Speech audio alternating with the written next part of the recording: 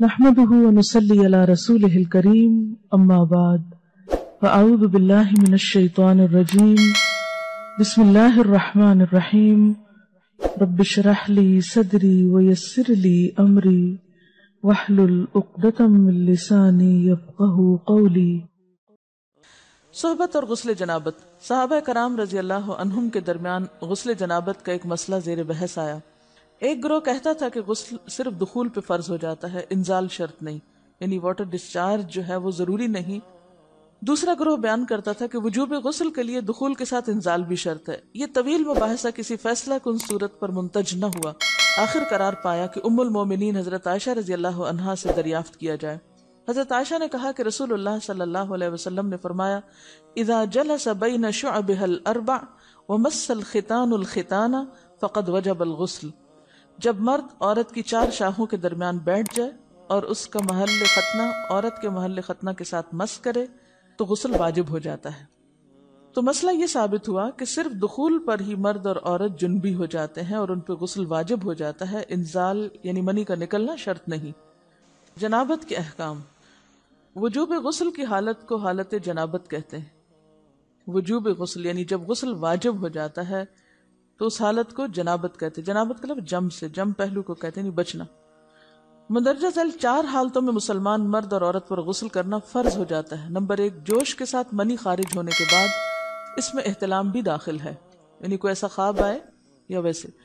Number 2، صحبت کے بعد یعنی سیکشول انٹرکورس کے بعد۔ نمبر 3، حیض کے بعد۔ نمبر 4، نفاس کے بعد یعنی بچے کی پیدائش کے بعد۔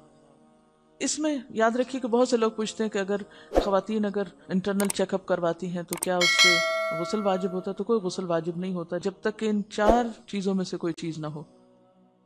اس میں یاد رکھیے کہ بہت سے لوگ پوچھتے ہیں کہ اگر خواتین انٹرنل چیک اپ کرواتی ہیں تو کیا اس سے غسل واجب ہوتا ہے؟ تو کوئی غسل واجب نہیں ہوتا جب تک کہ ان چار چیزوں میں سے کوئی چیز نہ ہو۔ صرف منی خارج ہونے سے بات نہیں، بلکہ جوش کے ساتھ منی خارج ہونے کے بعد غسل واجب ہوتا ہے۔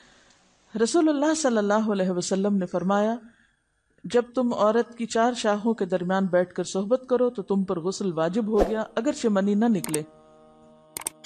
آپ نے غور کیا ہوگا کہ طہارت کے مسائل بہت تفصیل کے ساتھ اور اپنے اندر بہت ڈیٹیلز رکھتے ہیں، اور بہت سے موضوعات ایسے ہیں کہ جو انسان کی ظاہری زندگی نہیں بلکہ اس کی نجی اور ذاتی زندگی سے متعلق بھی ہیں، لیکن اس طرح پبلکلی ان کو پڑھانا اور ان کو سکھانا یہ بھی ایک ضرورت ہے، کیونکہ آپ صلی اللہ علیہ وسلم نے انصار کی خواتین کی تعریف کی کہ انصار کی خواتین کتنی اچھی ہیں جنہیں حیا دین کا علم حاصل کرنے سے نہیں روکتا۔ تو سوال یہ پیدا ہوتا ہے کہ آخر اتنی تفصیلات کیوں؟ اور بعض لوگ اس کو ناپسندیدہ قرار دیتے ہیں، تو ایسا کرنا ناسمجھی کی علامت ہے۔ ہم دیکھتے ہیں کہ انسان اگر اللہ کے بتائے ہوئے طریقے کے مطابق زندگی بسر کرتا ہے تو اس میں خیر ہی خیر ہے، اور وہ صرف خیر اس کی اپنی ذات تک نہیں رہتی، بعض اوقات دوسروں کی بھلائی کا ذریعہ بھی بن جاتی۔ عورت کو بھی احتلام ہوتا ہے۔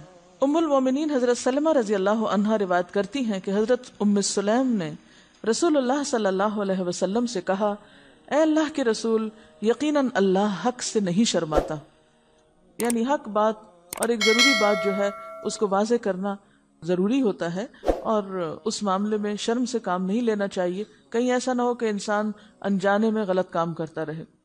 تو یہ کہہ کر انہوں نے مسئلہ پوچھا، کیا عورت پر غسل ہے جبکہ اس کو احتلام ہو؟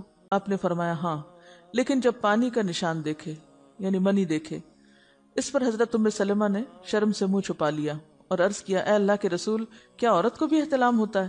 آپ نے فرمایا ہاں ہوتا ہے، تیرا داہنا ہاتھ خاک آلود ہو، یعنی یہ ایک پیار کی ڈانٹ تھی۔ اور اس میں ہو سکتا ہے کہ مزاج کا فرق ہو، بعض خواتین کے ساتھ ایسا نہ ہو اور بعض کے ساتھ ایسا ہو، لیکن اس میں جو اصل چیز ہے وہ ایکسیسو واٹر ڈسچارج ہے۔ اس میں کہیں ایسا نہ ہو کہ لیکوریا وغیرہ کے ساتھ اس کو ریلیٹ کر دیا جائے، دونوں چیزوں میں فرق ہے۔ اور احتلام جو ہے وہ سوتے وقت ہوتا ہے، یعنی سو کر اٹھنے پر اگر انسان اپنے کپڑوں پر زیادہ ڈسچارج دیکھے، خواہ کوئی خواب یا کوئی فیلنگ یاد نہ بھی ہو، تو پھر غسل کرنا ضروری۔ معلوم ہوا کہ عورت یا مرد نیند سے اٹھ کر اگر تری یعنی نشان منی دیکھیں تو یہ احتلام کی علامت ہے، لہٰذا ان پر غسل کرنا فرض ہو جاتا ہے۔ اور اگر احتلام کی کیفیت انہیں یاد ہو لیکن نشان نہ پائیں، یعنی خواب یاد ہے لیکن کوئی سامنے علامت نہیں، تو غسل فرض نہیں ہوگا۔ ایسی صورت میں شک کی ضرورت نہیں ہے کہ نہیں میں نے خواب دیکھا اور مجھے خواب بالکل صحیح یاد ہے تو مجھے نہانا چاہیے، نہیں، محض خواب پر نہیں نہایا جائے گا جب تک کہ فزیکلی کوئی ایسی چیز سامنے دیکھی نہ جائے۔ حضرت ام سلمہ روایت کرتی ہیں کہ میں نے کہا، اے اللہ کے رسول صلی اللہ علیہ وسلم، میں اپنے سر کے بال خوب مضبوط گوندتی ہوں، کیا میں انہیں غسل جنابت کے وقت کھولا کروں؟ آپ نے فرمایا، ان کا کھولنا ضروری نہیں، تیرے لیے یہی کافی ہے کہ 3 لپ پانی اپنے سر پر ڈالے، پھر اپنے سارے بدن پر پانی بہائے، پس تو پاک ہو جائے گی۔ یعنی بالوں کی جڑیں بھیگنا، سکن بھیگنا ضروری ہے، سارے بال کھولنا ضروری نہیں ہے۔ جنبی کے بالوں کا مسئلہ، حضرت عائشہ کو خبر ملی کہ حضرت عبداللہ ابن عمرو عورتوں کو غسل جنابت کے لیے بال کھولنے کا حکم دیتے ہیں۔ فرمانے لگی، ابن عمرو پر تعجب ہے، انہوں نے عورتوں کو تکلیف میں ڈال دیا، وہ انہیں سر منڈوانے کا حکم کیوں نہیں دے دیتے؟ یہ حضرت عائشہ کی ڈانٹ تھی، یعنی وہ یہ تو کہنے کہ عورتیں بال کھول کھول کے نہائیں، تو وہ پھر سیدھا یہی کہیں کہ عورتیں بال منڈوا لیں۔ میں اور رسول اللہ صلی اللہ علیہ وسلم ایک ہی برتن میں غسل کرتے اور میں اپنے بال کھولے بغیر سر پر 3 چلو سے زیادہ پانی نہیں ڈالتی تھی۔